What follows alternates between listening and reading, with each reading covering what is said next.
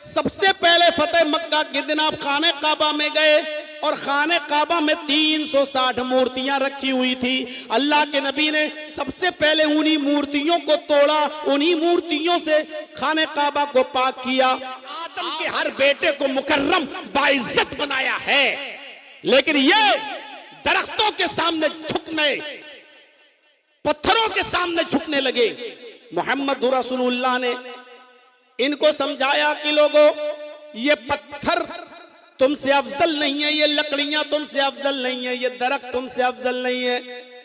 ये सारी चीजें अल्लाह ने तुम्हारी खिदमत के लिए पैदा की हैं, ये सारी चीजें तुम्हारे लिए पैदा की गई हैं।